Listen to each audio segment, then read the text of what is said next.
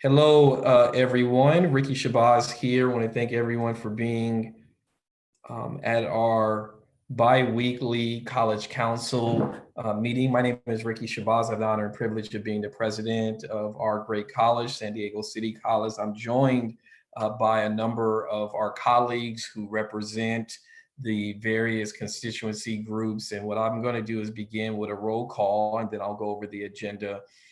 You all should be able to see the agenda. Um, and so I'm just going to go in order of roll call as it appears on the agenda. And so Paul Alexander, President of the Academic Senate. I'm not sure he can make it today, but there are a lot of us here. Great. Well, Nadia, since I heard your voice, I'll skip that. Nadia is the chair. Dr. Luis Perez, President-elect, Academic Senate.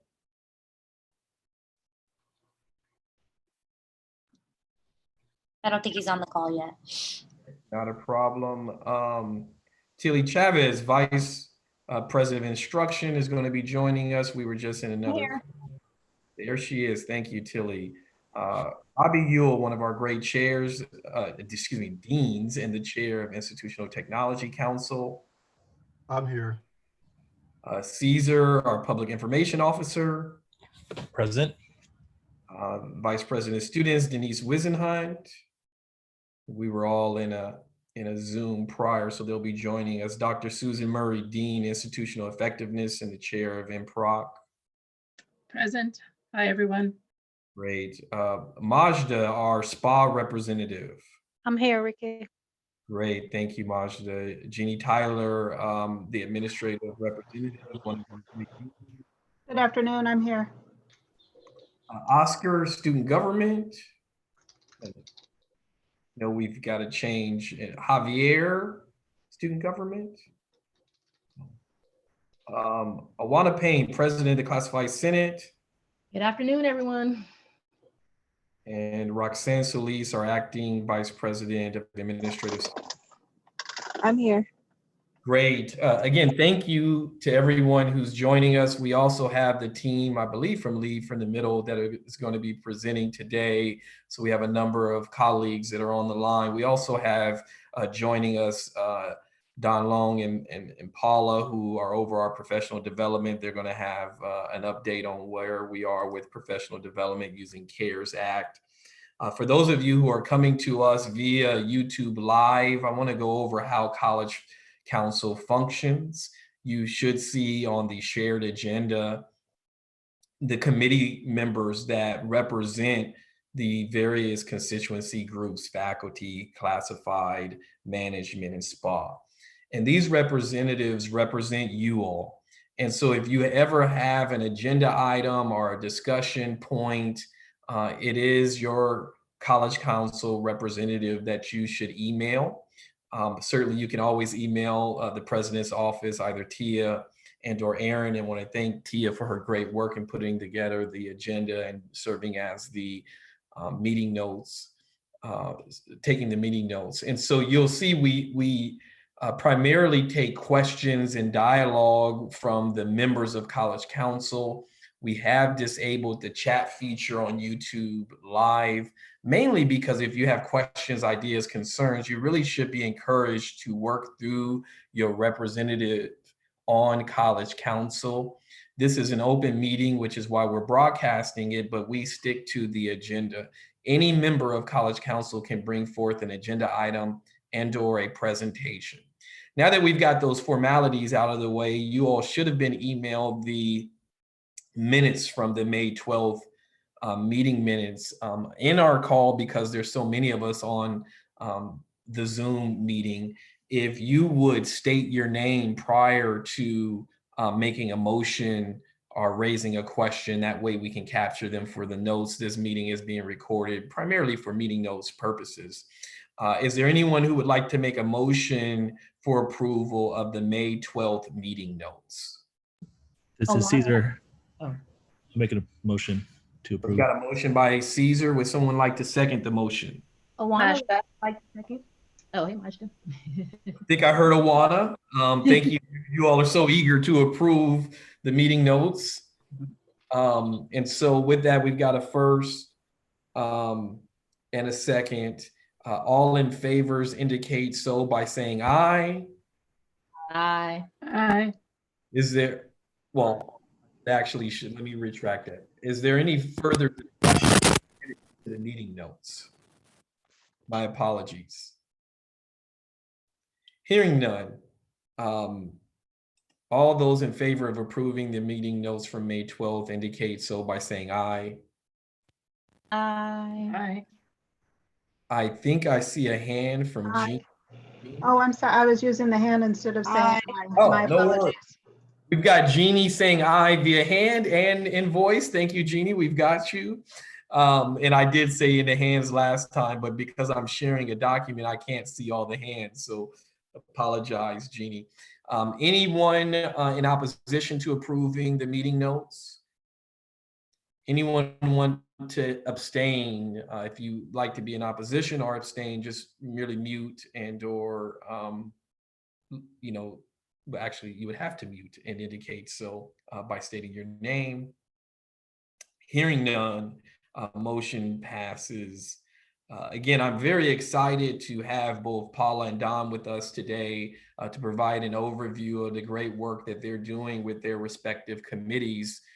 We mentioned in a number of venues that the college is receiving upwards of $2 million worth of CARES funds coming to the college to help us plan and respond to this great pandemic that we're going through, this devastating pandemic. And we know that the announcement of us going remote in the fall requires us to spend some time over this summer to prepare everyone, classified faculty, administrators, and Paula and Don has taken on that task. And so I want to just publicly thank them.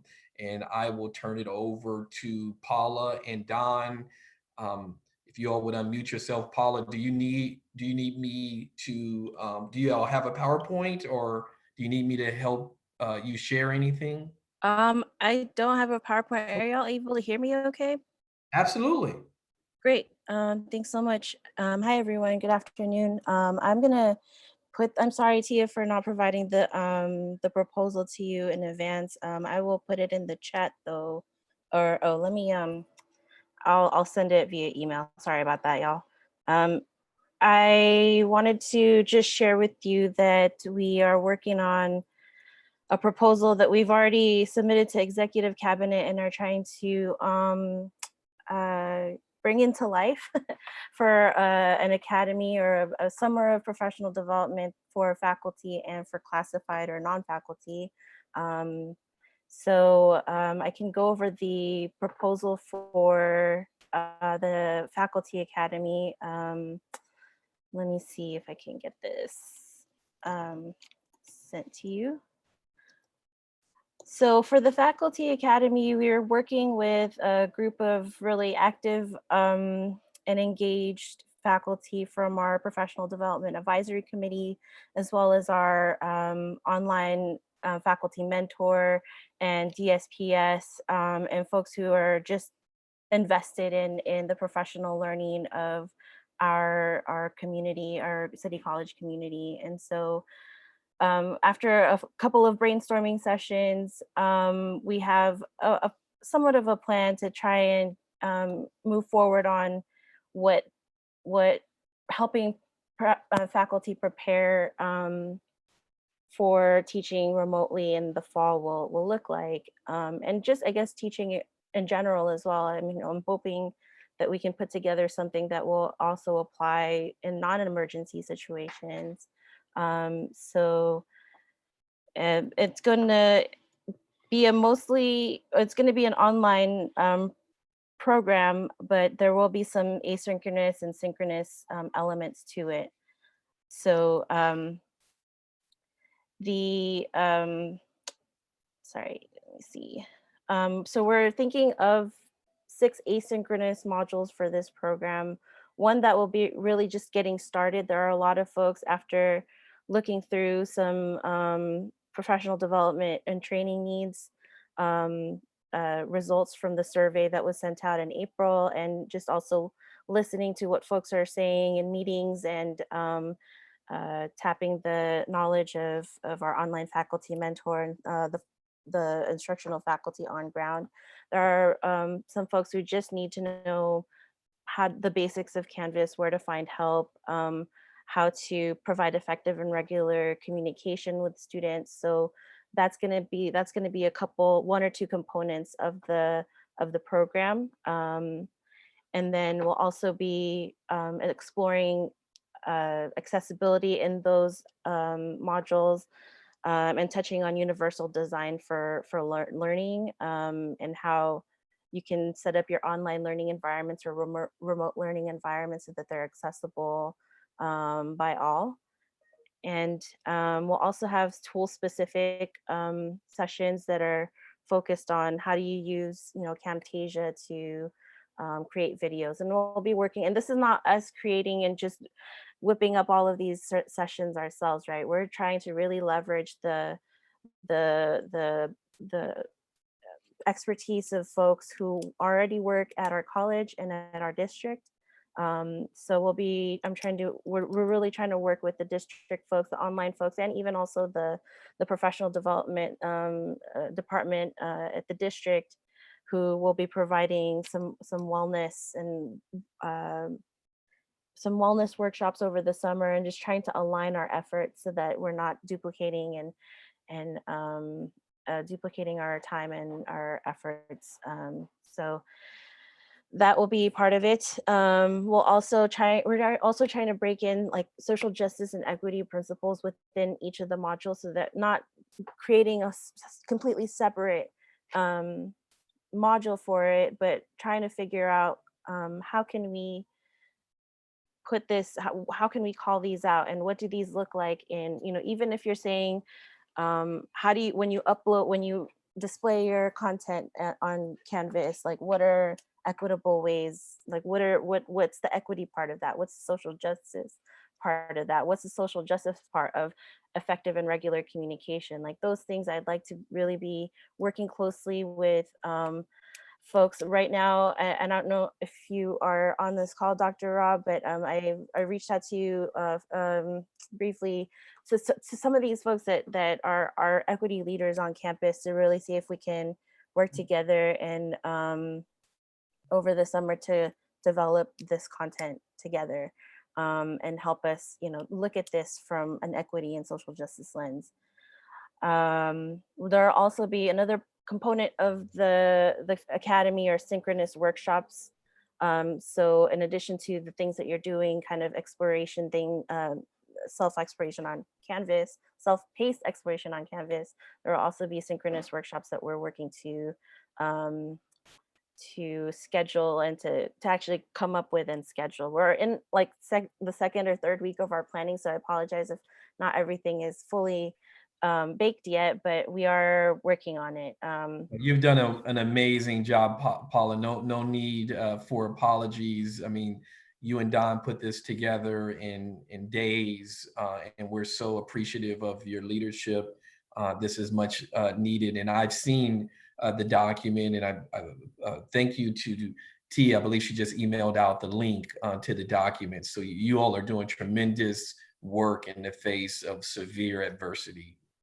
Thank you, Ricky. And then also the third component that we think is probably going to be the most, not effective, but most useful, or something that will be very helpful for folks, is the mentorship and a component of the academy. And so this is going to be led. We're so very lucky to have Suna Fadnis, who has been running the Mentors and Mentees program, who they're just finishing up their second year here, and she'll be taking the lead to and using kind of the model that they were using for the M&M, and trying to do it for this faculty academy, and what that looks like in a remote situation. So there'll be a mentorship component that will help people get through the modules, yes, but also will follow faculty throughout the semester, through summer and through fall.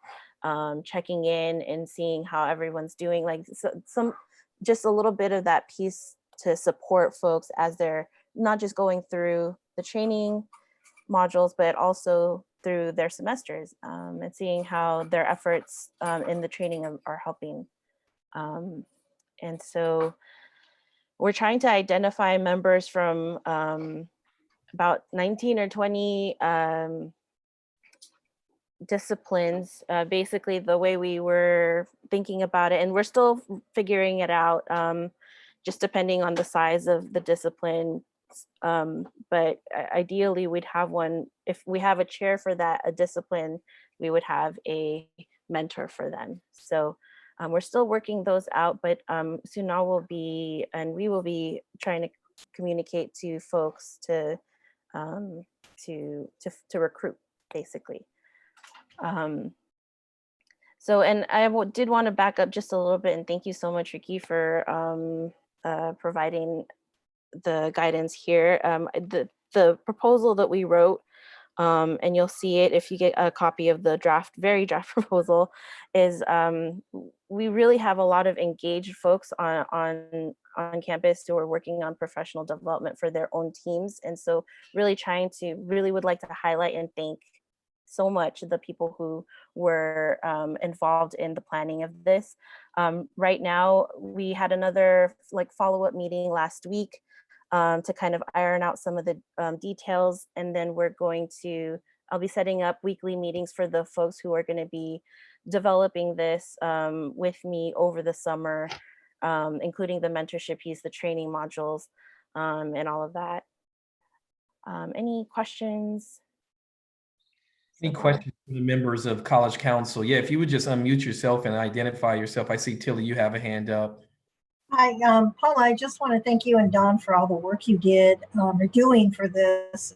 And it wasn't instantaneously, but there are a couple of things as well. Thank you for all that.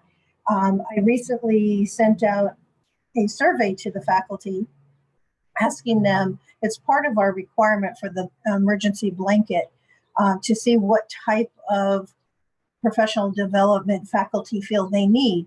So there's a small survey that Jen Boots and Elizabeth Norval and Angela Testato helped me with. And so once I get that results, I will share with you as well and see if there's anything on there that was missed. I just thought that might be another something that you could utilize more information. Thank you. For sure, yes. Thanks, Tilly. Any other questions from the members of College Council? Well, hearing none, let me try to break down what the challenge is before us as we look to support Paula and Don and those who are working on this great effort.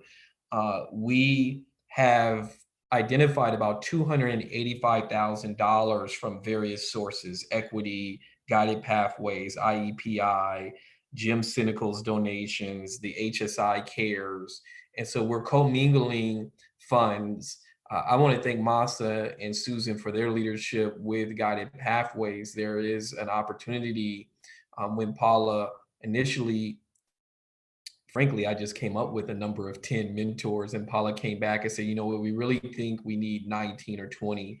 And Masa and Susan thought that might be allowable under Guided Pathways. So we've got nearly $1 million worth of carry forward in Guided Pathways. And what better way to use some of those resources than to help with professional development, because certainly our students need a guide during this pandemic of how to get through whatever educational program they're enrolled in. And so Paula has a direct line to me if there are resources needed. And you may say, well, how do you have these resources, right? They're coming from general fund restricted budgets that have had some remaining dollars, carry forward dollars. And so I mentioned Jim Cynical. Mr. Cynical gave us $150,000, and kudos to our wonderful Vice President of Students who courted Jim Cynical to be able to give that donation. And we've since received an additional $150,000 in stocks, and that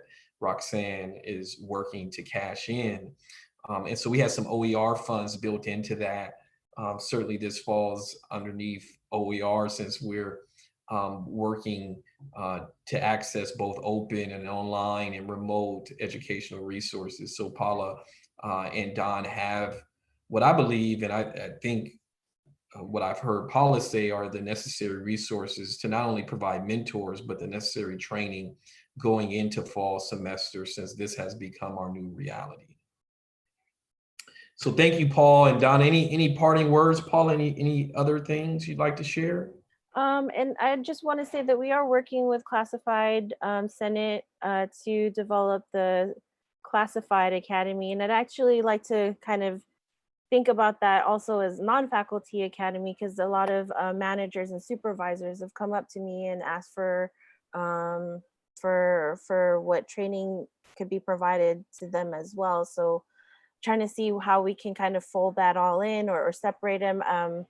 But we are working together on that. We just had our initial brainstorming meeting with the Classified Senate PD working group or subcommittee, and we're also in tandem as we're developing the faculty academy.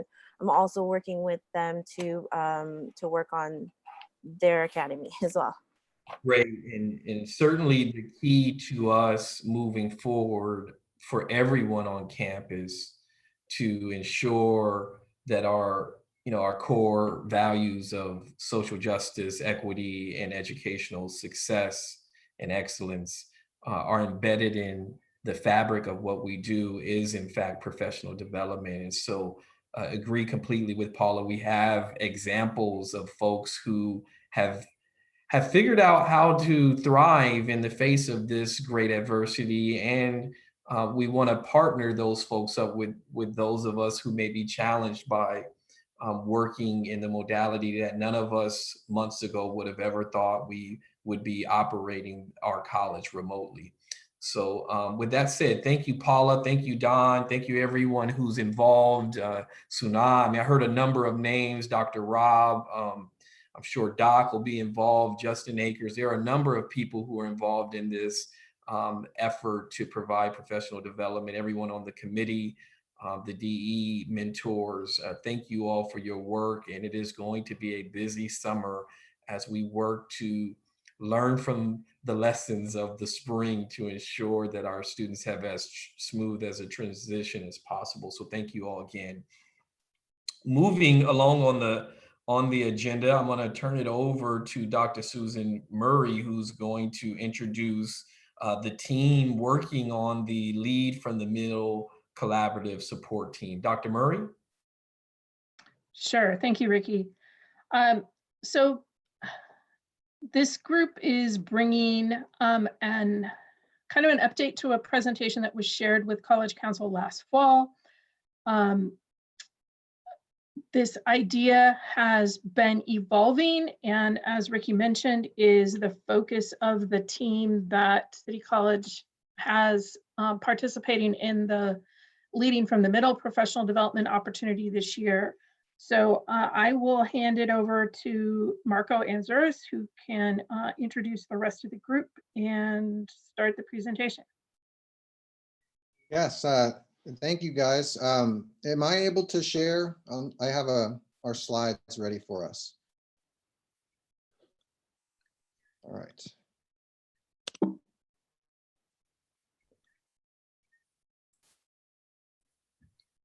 All right, so we'll go ahead and get started here, and Brittany is going to get us going. All right, awesome. Well, thanks everyone for having us here today to present our collaborative support teams. This is an extension of being student ready by design. A little bit about today's presentation. This is kind of an update. We did present back in December, so we've had some new innovations, some new redesigning of this concept.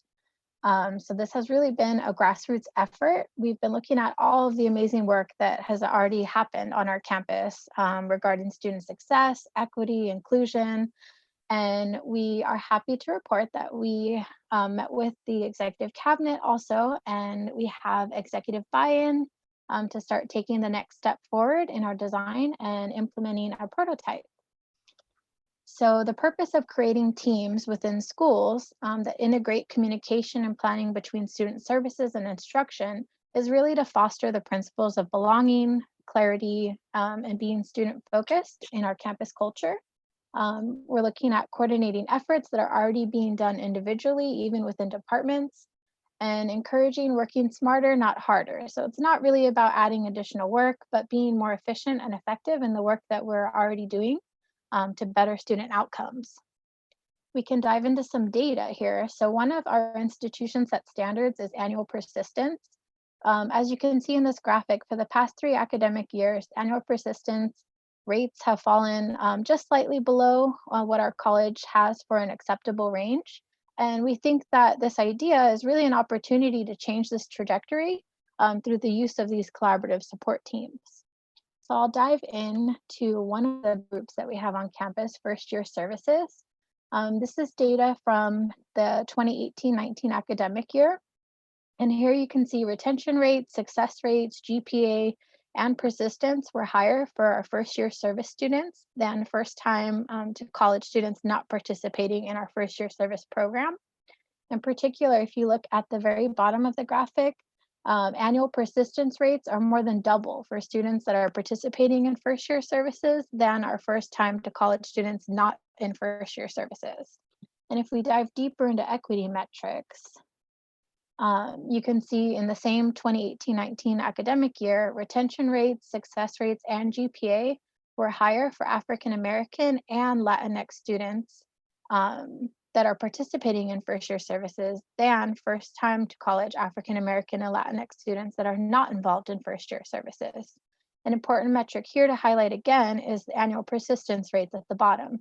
You can see annual persistence rates for African American and Latinx first year students were more than double those of first time to college students not in first year services. So these are huge differences for our DI groups. All right, so first year services is an example of a pilot program that became institutionalized and emphasizes creating a connection between students and the college. First year services clarifies the student's path by connecting them to student services and counseling. In a similar way, we want the opportunity to pilot teams to show the impact they can have on our students. The team model will create a network that supports and connects students from within each school on campus.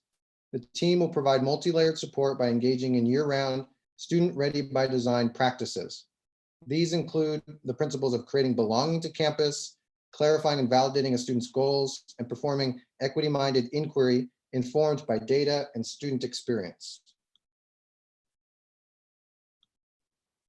The team model integrates student services and instructional services. In an agile work group organized around the existing schools at City College.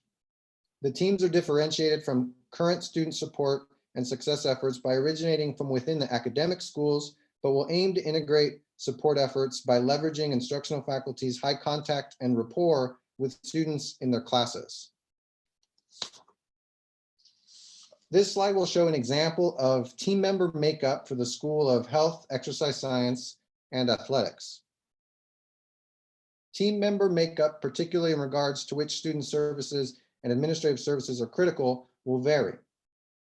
The teams will integrate with campus work and avoid duplication of effort in multiple ways. For example, the team facilitator will communicate with deans and chairs and be present with VPs at manager meetings. Trained data advocates will coordinate data requests with the research office.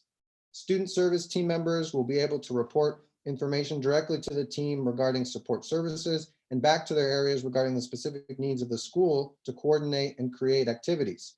Lastly, if the new City Hubs governance model is adopted, the teams could articulate with the City Discovery Hub that focuses on the student journey. The teams will be trained to engage in continuous bursts of inquiry throughout the year. Inquiry moves through specific steps that are guided by research principles from student support redefined and completion by design research, which emphasize the use of student voice to redesign the college experience inside and outside of the classroom. Step one relies on quantitative and qualitative data gathered from students, instructional faculty, and frontline student service professionals, and typically relies on institutional research to synthesize. Step 2 is where teams brainstorm ideas and come to consensus on a direction to take. Step 3, teams decide how to deploy the chosen strategy. This is where equity-related professional development would occur. Step 4, teams put their plan into action. Step 5, teams record and monitor their progress. They can contemplate adjustments and then report their results to a wider audience. And finally, step 6, they repeat this process. There can be many benefits to the collaborative support teams. For students, it can facilitate an environment both inside and outside the classroom that can foster student success, a sense of belonging, especially for minoritized students. There was an RP group study that went out and over 1,600 students were surveyed. 94% of them said it was important to them to have instructors that care about them. If an instructor is involved with the collaborative support team, it can help share information that's being discussed on the team, and then they're able to amplify the message to get it to students. Students are able to see that their instructors are involved with these collaborative support teams, and it can inspire them to become involved on campus. Additionally, if a member of the support team knows a student needs a resource, like let's say, for example, a student was looking for career counseling for a specific major, and there's a career counselor that's already on the collaborative support team, that member can provide a warm handoff for that student to be able to get connected to the resource that they need. For instruction and student services, it can help provide a common definition for student support. Because there's members of both student services and instructional services on the team, it can provide that integration both inside and outside the classroom. It could also help in increasing collaboration between the two divisions. Additionally, there can be equity-related professional development to kind of have a better sense of the students that we serve. Because members of the team are seeing the student experience in different lenses, it allows members of the team to collectively have a better understanding of the different experiences that students have. And finally, for the college, the teams could help increase enrollment, retention, and student services. If it's marketed and students are aware of the teams that are on campus, it can draw them in. So students can have a sense of, oh, I have this team behind me that can help me get my classes, help me get my educational goal. And again, that can increase enrollment on campus. Through the different bursts of inquiry, it can be able to help identify and improve ways for students to achieve their educational goals and help the team make data-informed decisions to provide the best student support.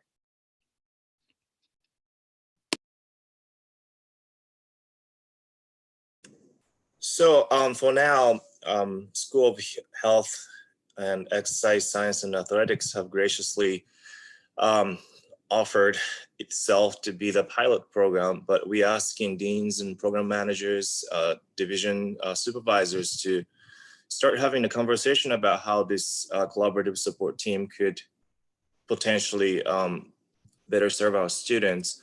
And as it has been mentioned over and over again throughout this presentation, those continuous bursts of inquiry would let us really learn who our students are, how we can better serve our students, and what type of interventions are necessary for a given challenges and obstacles and difficulties. So we would like to invite you to have a dialogue with us and use us as a tool or support for future interventions in terms of enrollment management and retention. Thank you.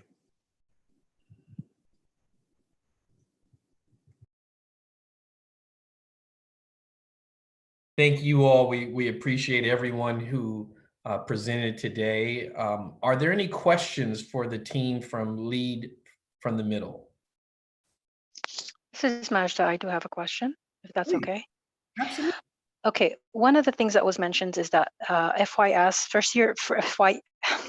first year students, those are who participate in the first year experience, and those who don't participate. I'm just curious as to why don't we have students that are not participating? Is it due to lack of knowledge, or is it by choice, if I may ask?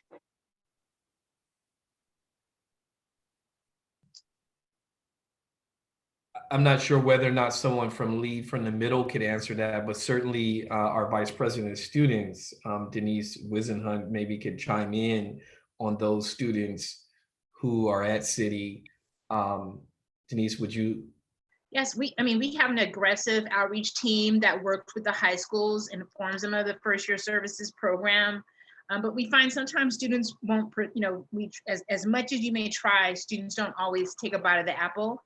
But we do, over the years, we've learned a lot of aggressive tactics, or I should say intrusive tactics, where we try to reach out to the students and get them involved. One of the things is Student Success Day, as you know, where we invite students to participate, but we have technicians in that area whose jobs are just basically to stay on the student. And I think that's one of the things that makes a difference in this program. And some of you know, I always call that like someone who says, did you clean up your room? Did you clean up your room? Did you clean up your room? That's what that person does. And so we have a team of people who do that. But even, I promise you, we make all these phone calls. Sometimes they just don't take us up on it.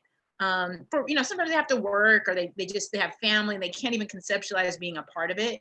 But this program's amazing. It provides such great support. The people really shout out to Luke and the work that they're doing, and Brenda. I mean, a lot of their work is the model of how we're doing things. And I think it's so logical that this aligns the kind of work that we want to do with our awesome athletics Dean of Health and Exercise Science. So it's a good product. Maj, I don't know if that answers your question. Absolutely. Thank you, Denise. This is Miriam. Sorry, Ricky. I'd like to also add from Leading from the Middle team. This is an enhancement of the first year services program. For first year services, its focus is on new students, whereas this enhancement will include continuing students as well. So we're able to support them on to their second year.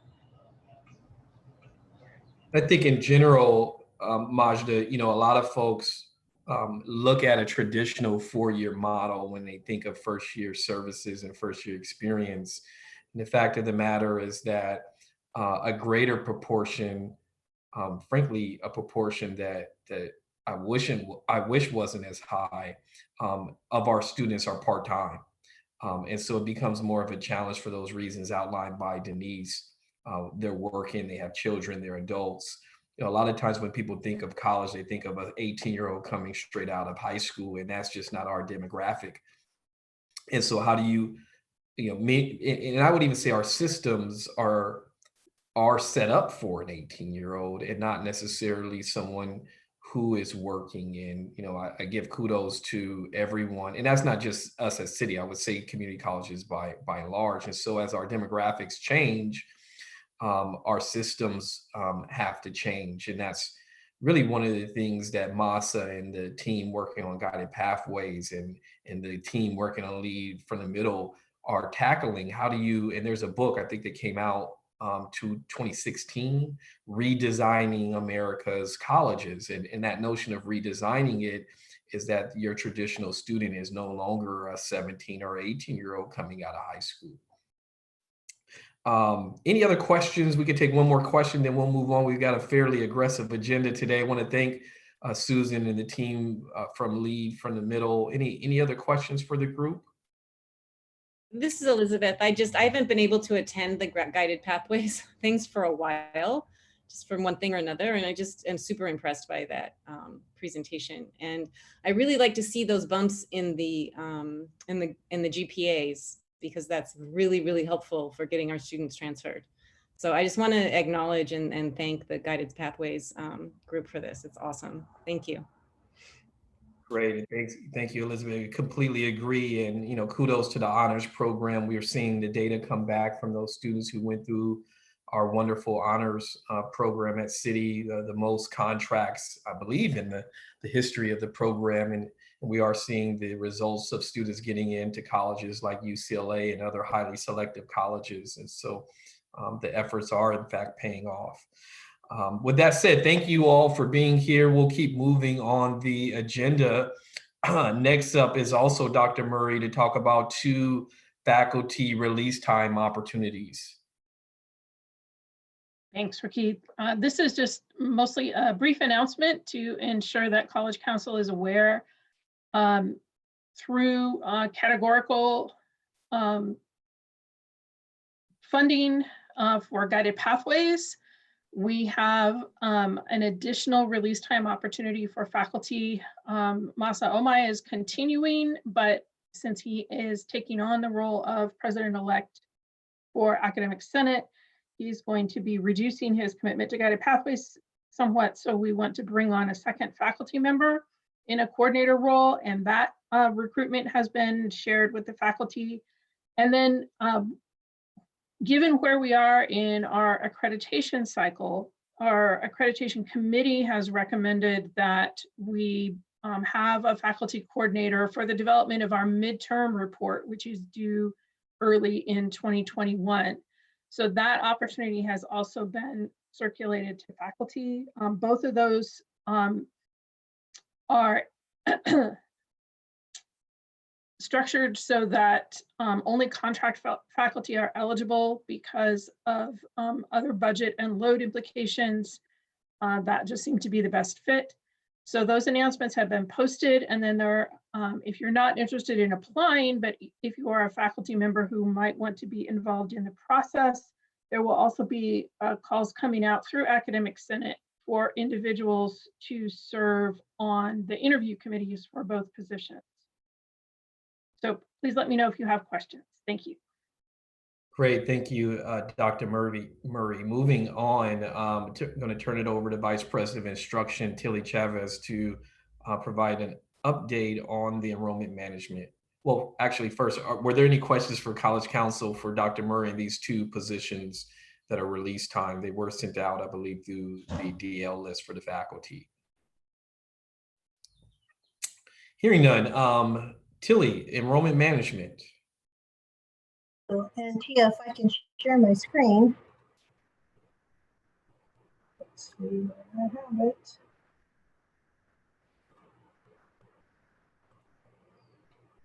So it must have gone to the bottom of the thing. So sorry, bear with me. I'm taking you for a little ride here. Hi, everyone, and thank you for the opportunity to give the update on the enrollment management plan. This plan has been making it through all the different circuits around campus. And I want to also introduce I'm a tri-chair for enrollment management plan. We have Nadia Mandalawi, who's on the line as well. So please jump in with me at any time. We have Denise Wisenhunt, who's also the other tri-chair with me. And actually, half of College Council is also on the enrollment management team. So if I miss anything, anyone, please jump in and add it. To just provide the opportunity for College Council, it has made the circuits, like I said, of just what does the enrollment plan look at this moment? And it's really an evolving document, so it can change and will change with time. I can just say at this moment, we have not added any changes during the pandemic. We've been a little occupied with other things. So I'm just going to kind of scroll through, so I'm not going to take a ton of time. There's a beautiful table of contents, and you can go through and take a look at this. I think Tia just sent it out to everyone. The most important areas that I really wanted to share about and what we're looking at, there are 4 parts intention of what we're looking to do and achieve enrollment targets, etc. But what changed this year than what we previously had? Previously, we had a lot of different types of, I guess we would call them a focus area, and we had about 8 or 9 of them.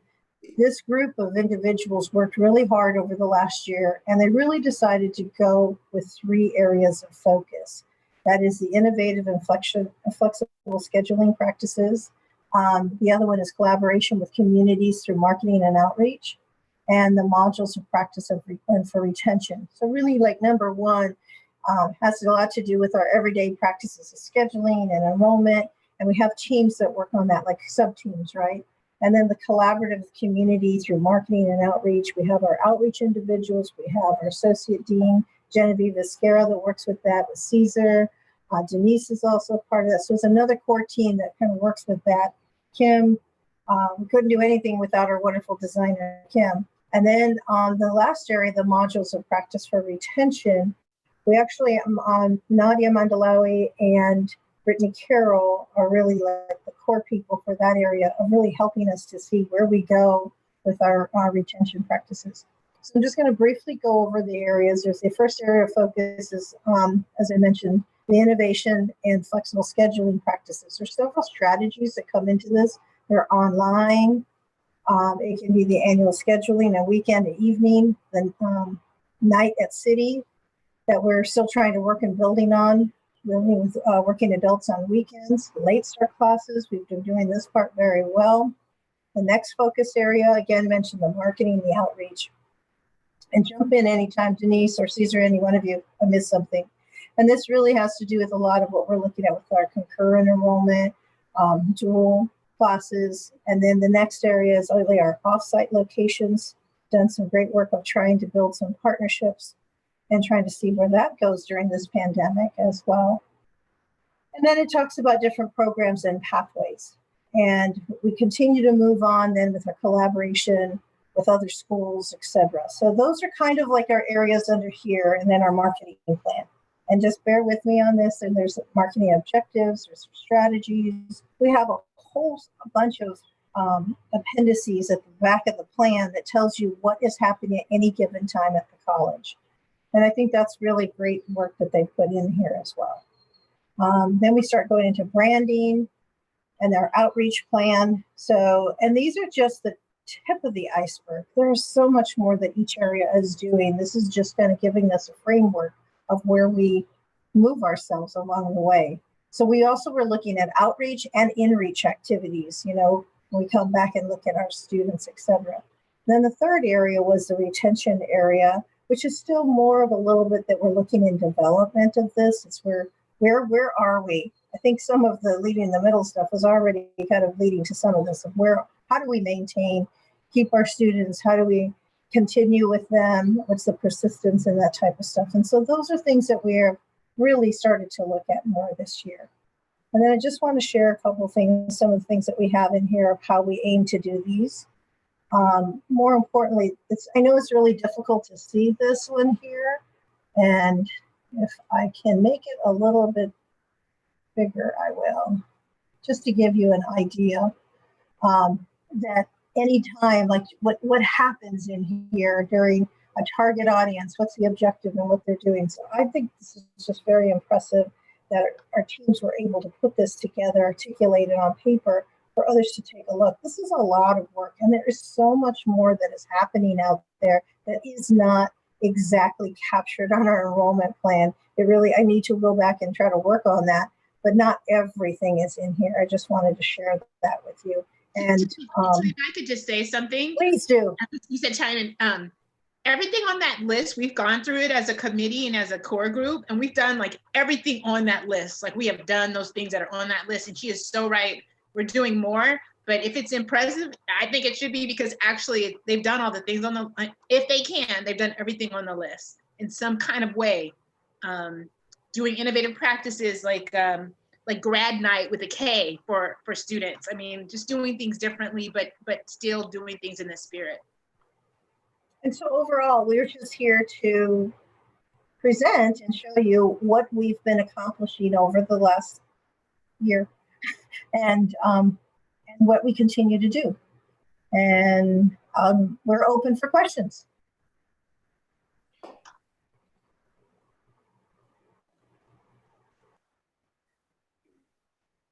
Yes, and thank you, Tilly. And really, normally what we would do with practice of College Council when a plan of this sort comes to College Council is for someone to make a motion for approval. Anytime a plan comes to College Council, we're wanting the council to actually approve and adopt the plan. This should have, Tia, was this included in the emails that went out to folks? Because I believe that this was slated 2 weeks ago. Is that correct? Is this the Yes, first?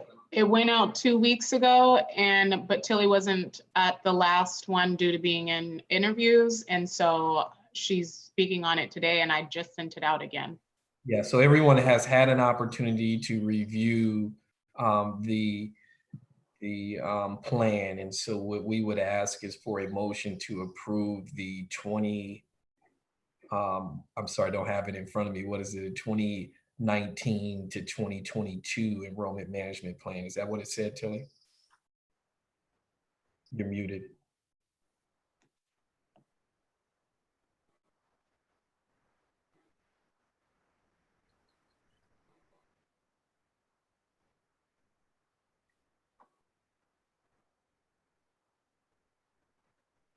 So is there? Yes, sir. Is there a motion to approve the 2019-2022? Ricky, this is Rob Ewell. I'll move to approve the 2019-2022 enrollment management. Thank you, Robbie. We've got a first by Robbie. Would someone like to second the motion?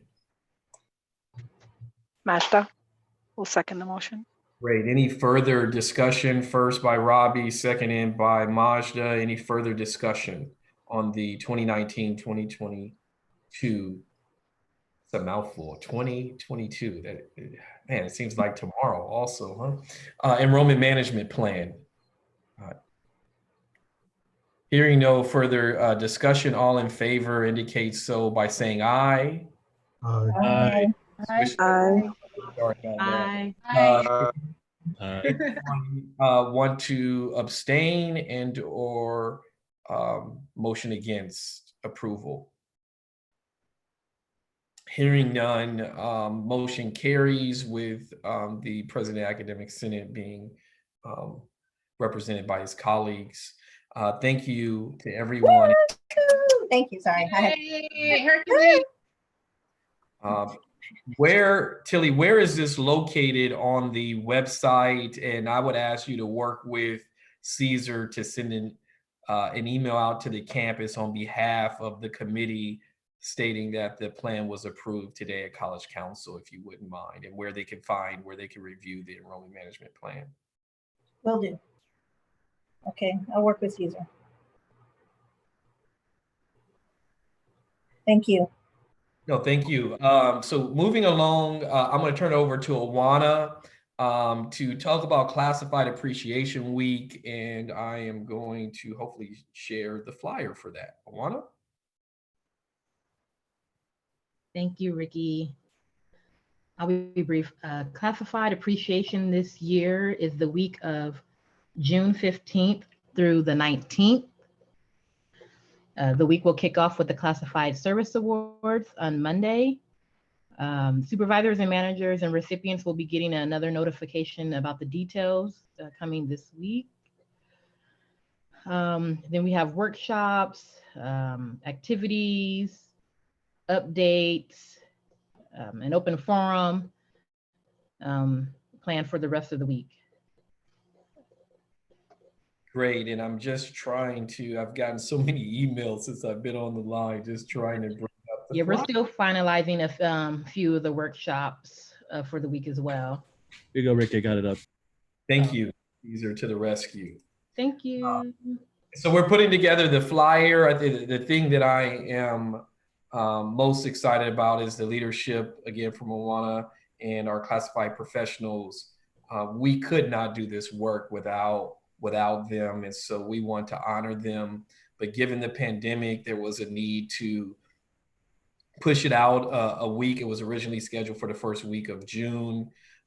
We are looking to have our service awards. A number of our classified professionals have been working with our great college for 20 years, 25 years, 30 years. And so we're going to come together on June 15th at 11:30.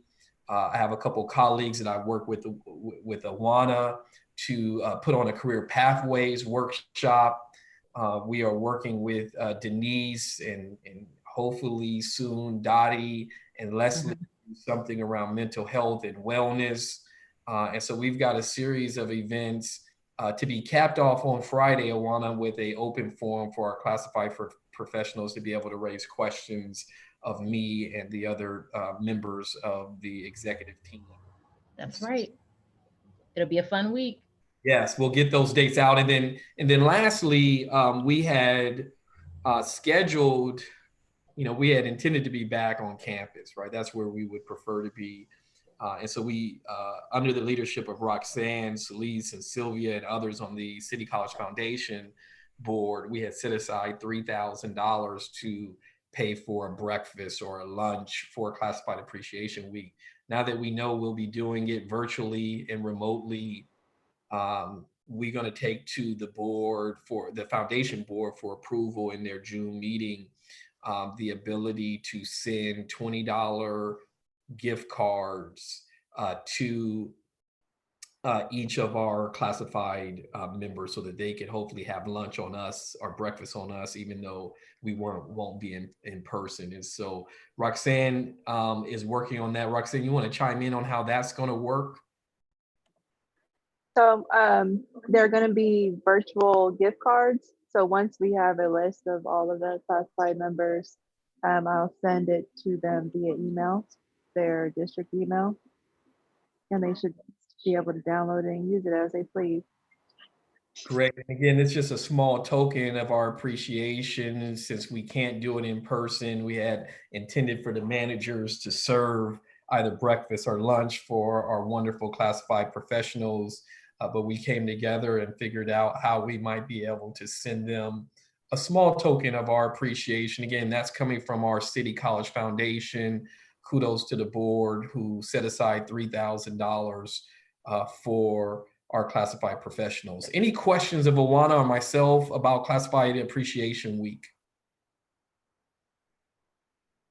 So we'll be getting those details out to you electronically once we finalize the entire week, which I would imagine will happen either at the end of this week or the beginning of next week. We'll populate a flyer with all of the activities.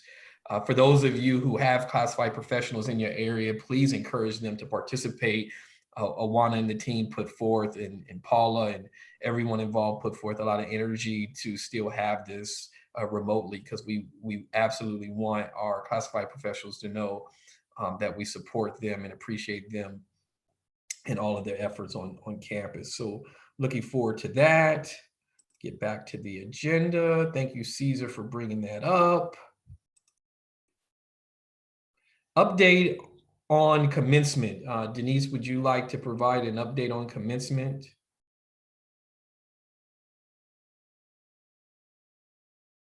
May I have sharing rights? I need to share something. I'm helping out Denise.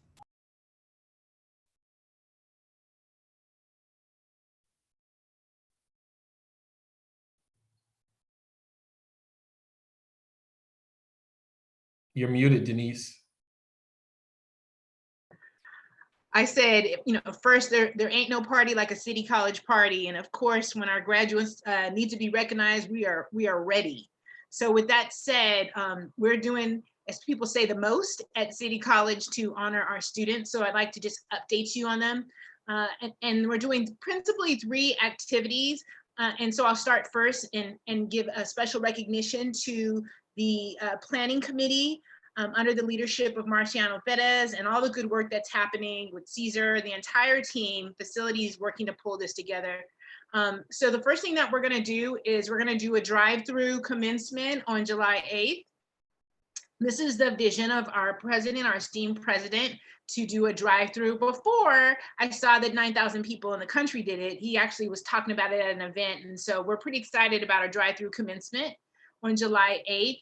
Students are going to get a special swag bag, and people are doing all kinds of really cool things to make sure that the swag bag is ready. That has like a City College t-shirt, hopefully, if it gets delivered, which I think it will be. Shout out to Roxanne.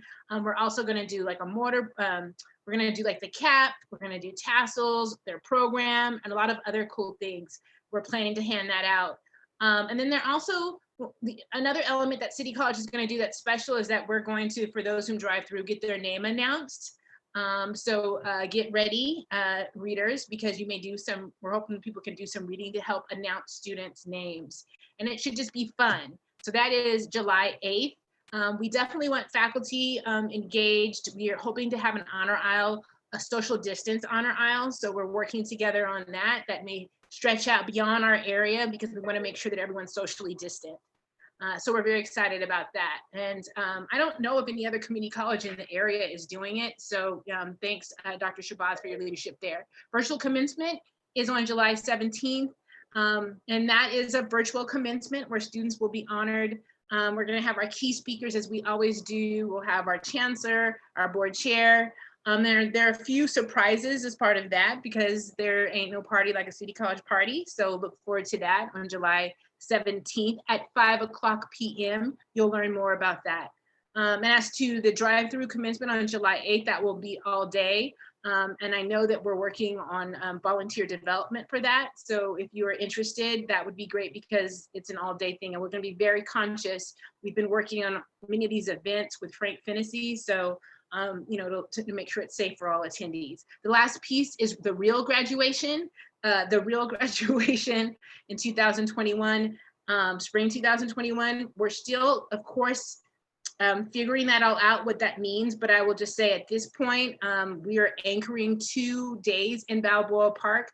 Our president has been very clear that if students want to walk, we need to find them the ability to do that. So rather than just identifying 1 day for graduation, we're going to do at minimum 2 days, stretching it out, social distancing. Not sure whether or not families will be able to go. It just really depends where we are as the rest of the country. So 3 great events, 1 great college. Be sure to participate. Thank you, Denise, and to everyone involved in it. Any questions about the 3 commencements that Denise talked about? And I hope we could get a flyer out about these dates, because we realize that folks are going to be on summer break moving forward. So I look forward to some kind of announcement that can go out. Great update, Denise and Dean Pettis, with your leadership on those efforts. Retiree celebration. Caesar, you're on a roll. You want to share with that activity, or maybe I actually should have it. Let me see. Actually, I have that one. Okay. Okay. There we go. Tilly. Hello, everyone again. So this is tomorrow. Tomorrow we are going to celebrate our retirees from 3 to 4 p.m. on this Zoom. And the password, I think this was sent out to the college last week as well. And we're going to take an hour to celebrate our retirees and allow them to, if they're willing. We have a few that have responded and saying they would like to be able to take a few minutes. And this is not exactly what we normally do, but it's the new norm for the moment, right? To at least be able to do something. And I'm going to ask Roxanne, do you want to chime in? And there's 2 parts to the retirees, and there is a second part. I don't know if Roxanne wanted to chime in on that one right now. I'll just mention that there's plans for us to invite our retirees back to campus so they can have access to their space. We'd also like to part them with a gift from our college, and just celebrate them, because we can't really do much right now in the way things are going, or the way things are. So we're planning on that, and there will be more details coming out very soon about that. Thank you, Roxanne. I put you on the spot with that because people have asked me, are they going to be able to come back? So I just thought if we just said it all now, maybe people would at least share that information as well. But tomorrow, 3 o'clock, we'll be celebrating them. Any questions for Tilly about the retiree event? And that is for both faculty, classified, and others, anyone who's all retirees. And we are looking at something last year, and thank you, Tilly, for your leadership. We took on combining the retiree event with the tenured event. You want to maybe provide an update of what we're going to do? Sure. So last year we did a pass the baton, right? So this year we decided with the right retirees, we just leave it to retirees, and then we're looking to put something into a convocation for our tenure faculty. So we'll just be doing something for now. We'll probably have to come back again next year, back together. But this year we kind of separated them out, mostly because I was going to be honest with you all. Like when we left campus, I in my mind canceled all events, but that was a couple months ago. And now that we're here, it's like, well, wait a minute, we can do a couple of. We didn't know what we could do back in March for May, so. It's the right thing to do to celebrate our retirees and the 10-year. We're just going to have to do it on a separate basis this time. Great, thank you. And bear with me 1 second while I bring up the next document, because that is not the right one.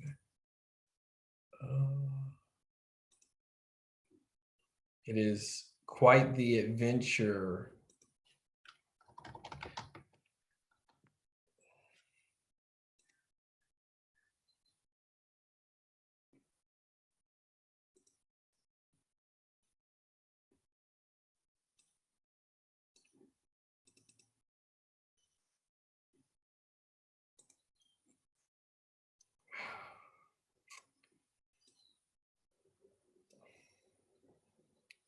Okay, unfortunately, I don't have the right document.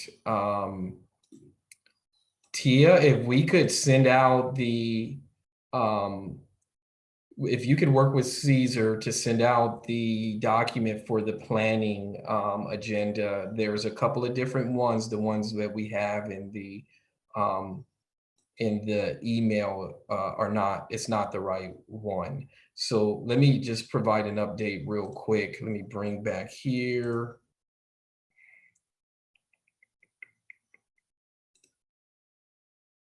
So we have quite the feat ahead of us moving forward to plan and account for a number of things. One, some very difficult decisions due to the retirees, the SERP, and the looming recession, if not what some people are saying, maybe worse than the Great Depression, with nearly 38 million Americans having lost their jobs and the state seeing a reduction in revenue upwards of $54 billion. And so we have some very short time to make some difficult decisions. And I'm going to keep saying that because under normal circumstances, we would want to take more time, a year, 2 years, to implement what amounts to a reorganization. And so we had an emergency meeting with all of the chairs and campus leaders. And I use that term very loosely because all of you are leaders by sheer definition of education. But our leaders from the campus constituency groups came together on last Monday to talk about, or shall I say 2 Mondays ago, Mondays of last week. And so we went over the budget, we went over the very difficult task ahead of us. And I want to be clear, folks, that this amounts to a need to launch advocacy. Let me talk about what this isn't. I hope, I think so much of our college, I hope that individuals don't use this as a time for us to pit one another against each other. And I say that because I had a meeting just last week, and some of the language that was used, I had never encountered in my 3 years at City College. And what I have encountered at City College is a commitment to social justice, equity, and educational excellence. Those things are going to be at threat. They're going to be at risk. But what I can assure you is in the decisions that we make, and very often I hear people say administration. We voted last college council meeting to continue to have this meeting because your college is not exclusively operated by the administration. Your college is run by campus leaders, and they are represented on college council. And I assure you, we don't make any decisions without communicating with the faculty, the classified. And as we look to be impacted by the loss of nearly 50 positions, every single person is going to feel this, folks, in ways that, frankly, none of us have ever lived through. To give an example, the state governor said during the height of the Great Recession, there was somewhere upwards of 2 million jobs lost at the height of it. We lost 4 million jobs, folks, in 2 months. So none of us have lived through this. There's no manual, there's no rule book. We have to draw upon our leadership to make some very, very difficult decisions. And so to that end, we are having a number of meetings. On Friday, Dean Murray is going to lead efforts with the IEPI governance group to talk about our communication, how we take notes. We've been working on this with the IEPI grant for some time. And so she sent out an email today. Dr. Murray, very briefly, would you like to, in a couple of seconds, talk about that meeting on the 29th? Sure. The work group that has been working on this project is collaboratively developing the agenda, and we'll have some, there are kind of two purposes, or three maybe. One is to just be sure that everyone has had an opportunity to hear the update on the work of the project and the proposal that we've developed. Another is to start to put some of those ideas into practice and do some pre-planning for the retreat that's scheduled at the end of June. And then the third piece is to continue to gather feedback and identify some of those specific tools that need to be built out under the with the resources that the IEPI grant has provided, and that maybe some of those tools may look differently as we continue to work remotely. Great, thank you. And bear with me, folks, I'm trying to manage 4 or 5 screens at the same time. The other thing we're doing is on June 25th and 26th, we're coming together to talk about 4 areas of the college: enrollment management, staffing, governance, and what does working remotely, virtually look like going into the fall and possibly even the spring of next year. And so that meeting invite was sent to all the faculty chairs, the coordinators, the managers, supervisors, all of the members of College Council. We're working with Dr. Murray, VPI Chavez to identify funding for those faculty who are off contract to be able to come in. So this will be an opportunity over a 2-day period where we will devote 3 hours to each time block. And again, I apologize, the flyer that we have in the meeting announcement has the YouTube website on it. Caesar has since updated it because in conversations with the campus leadership, we wouldn't normally YouTube live those kind of meetings out. And so what Dr. Murray is working on, hopefully by the end of this week, is a form that will go out to the entire campus that identifies who the lead is from your respective constituency group, who you could communicate your concerns, your ideas, your feedback, but also the form will come to College Council to be reviewed to see what should or could be integrated from the form, your feedback, to the actual planning retreat on the 25th or 26th. But we have decided to not YouTube live that out. But with that said, we are going to be keeping notes.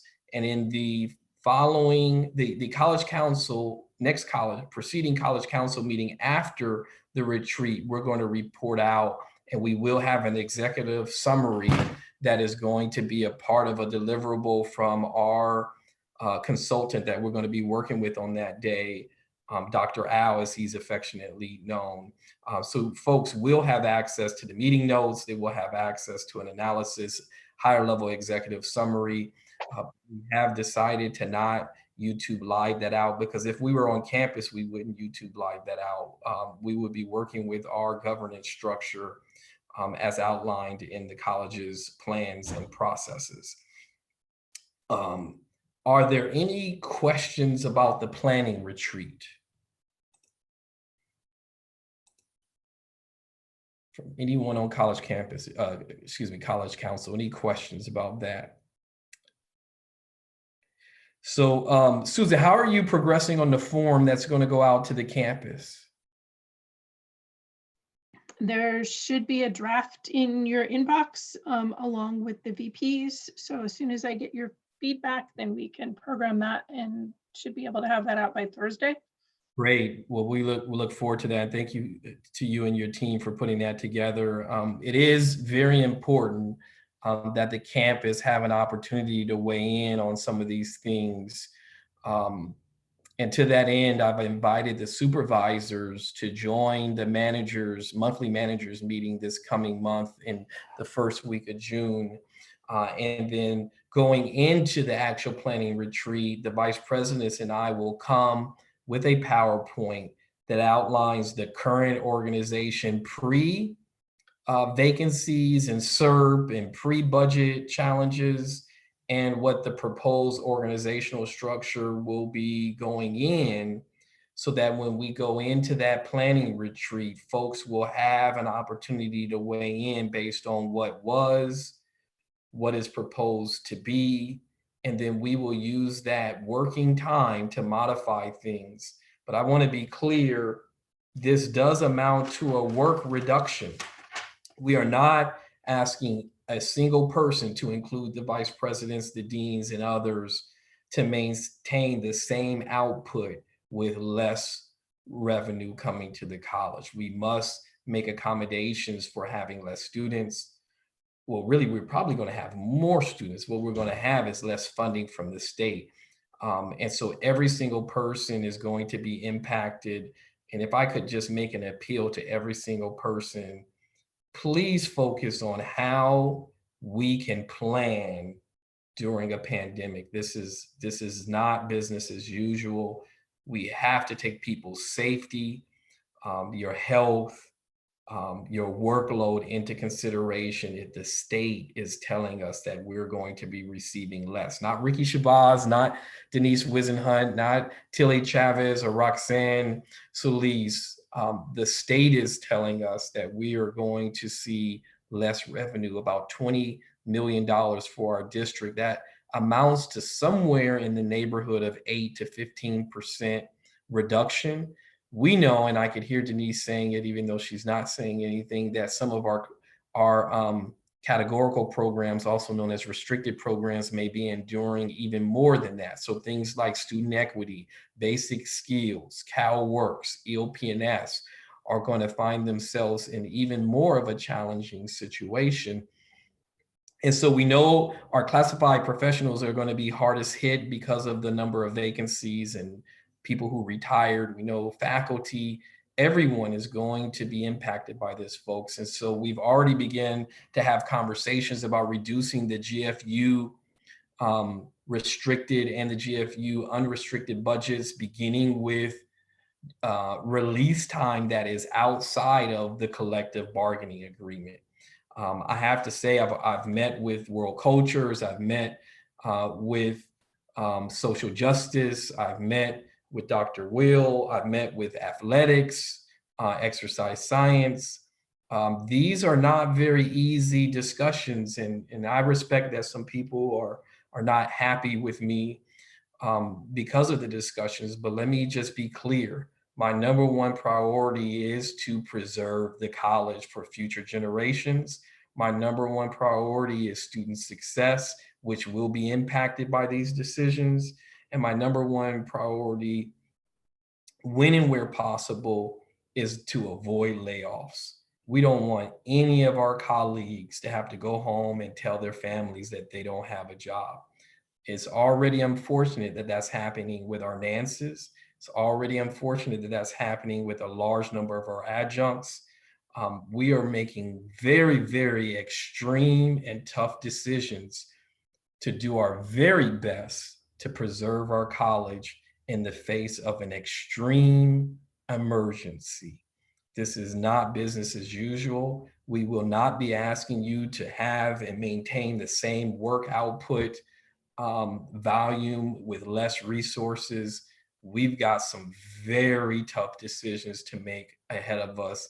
And so we would ask that everyone on College Council and those groups who are in leadership roles on the campus to make yourself available on June 25th, June 26th, as well as June 29th for the IEPI governance. Any questions about that? That really is kind of 9 and 10 wrapped into one. Any questions about those two things?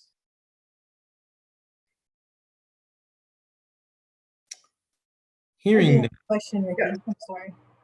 I just want to clarify what I believe I heard. So when we come back with the org charts in June, everyone has an opportunity to weigh in. I'm just hearing what you said on that, so people can make comments on that and have discussions on that of where we're going.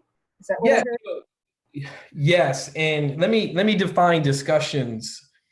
We are trying to work collaboratively in less than desirable, less than ideal circumstances.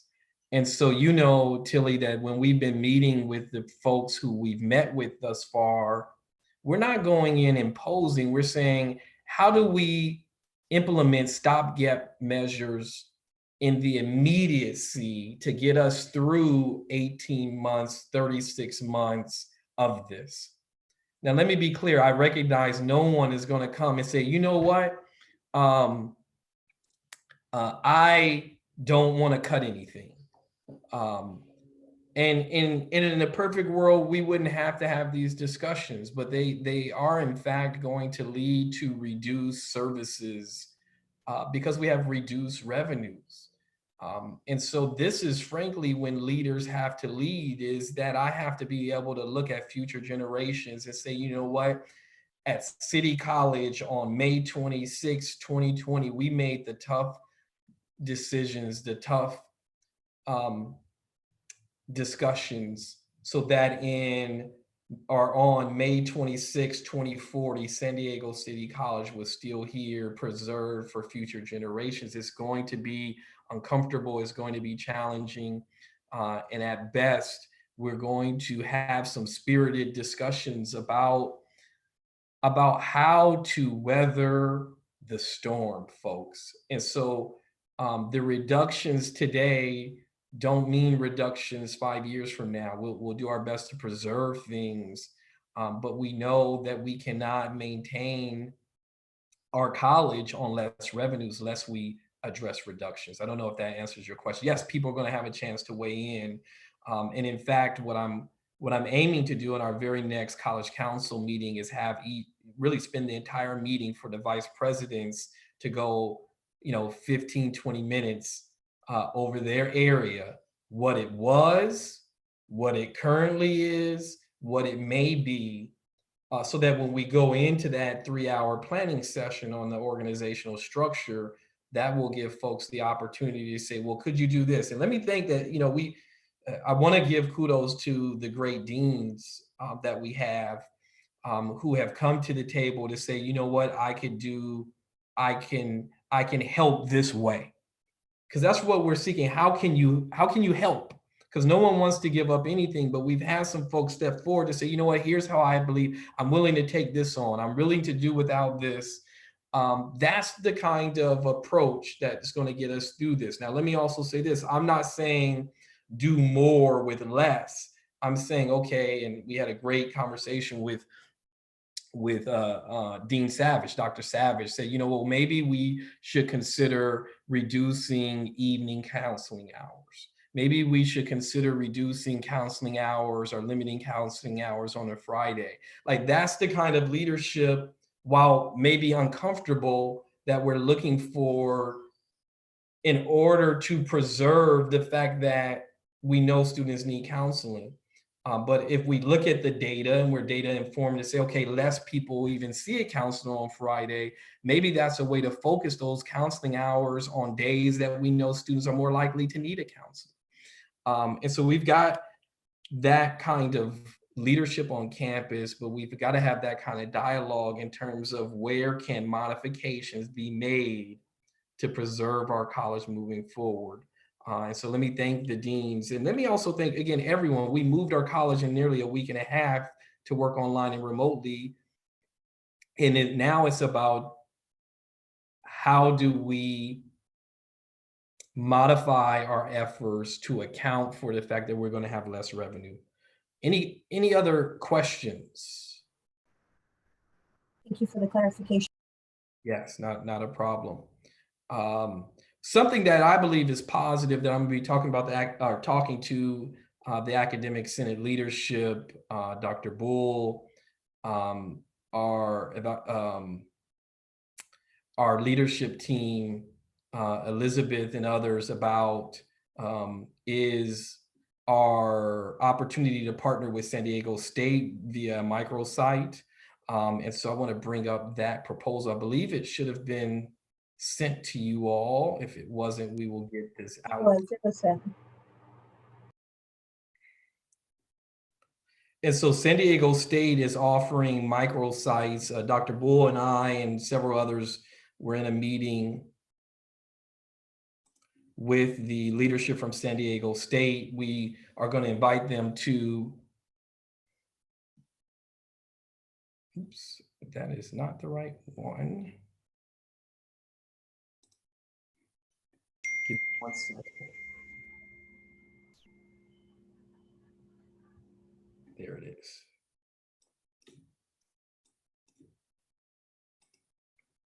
This is a lot more difficult than it seems, folks, trying to share documents. And let me stop the share there.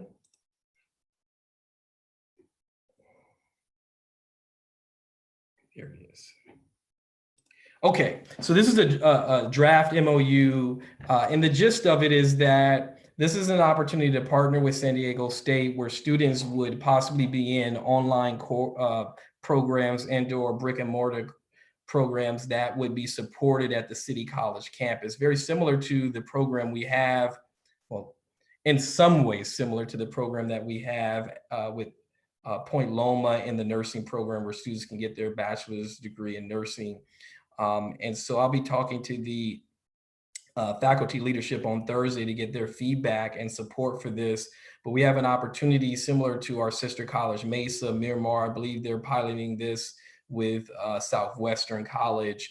And this really has to do with their capacity. Now, these students will have all the rights of any other San Diego State student, like the library and student activities and that sort of thing.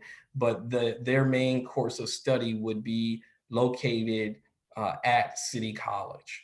And this just really has to do with their capacity to house more students.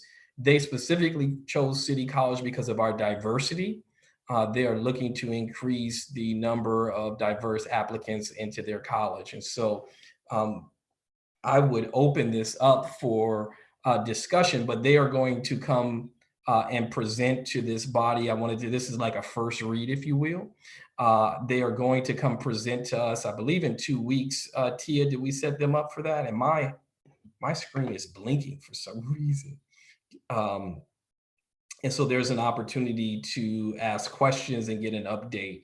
Dr. Bull, I think you joined us. Anything you want to add, or any questions that folks may have about this draft MOU?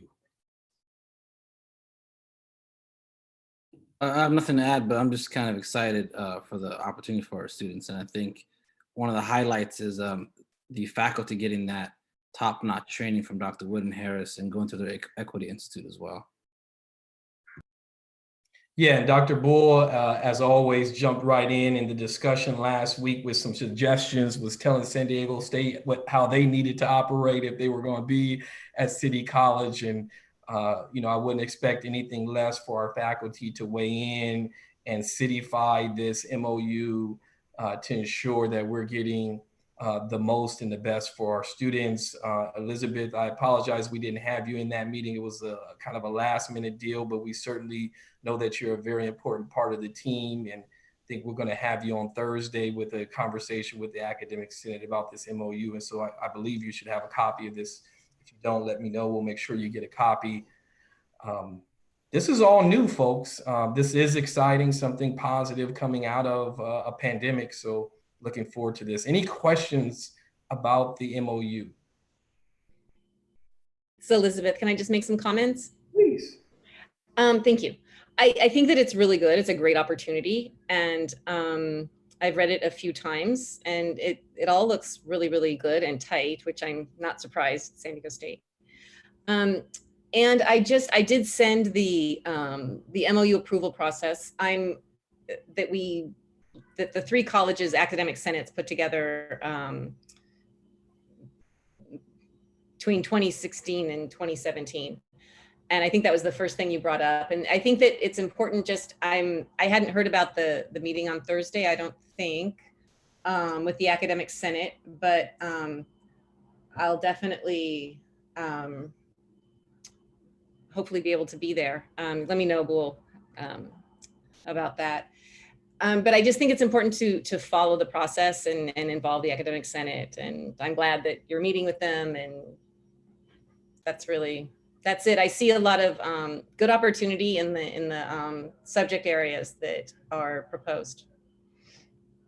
Yes, thank you, Elizabeth. We wouldn't have it any other way but to follow the processes that are written, and that's why we are bringing it to the academic senate leadership on Thursday. And if you haven't received a meeting announcement, I'll ask Tia to follow up with Aaron on that piece. But you and Dr. Bull were invited, or should have been invited, to that meeting on Thursday.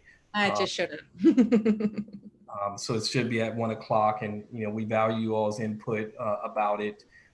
The challenge sometimes when you have a process is when an opportunity like this comes along, you don't want to be the one college that says, we don't, we got to give this some months. They want to launch this in the fall, and so yeah, I imagined. Certainly, I fully understand that. Yeah, certainly we're going to follow the leadership and feedback of our faculty, and then we're going to also invite them. I think, Tia, if I'm not mistaken, they're scheduled for the next college council. And so we are definitely going to go through our process. Just wanted to introduce it to the entire campus, and then we'll run it through the process. So any other questions about this?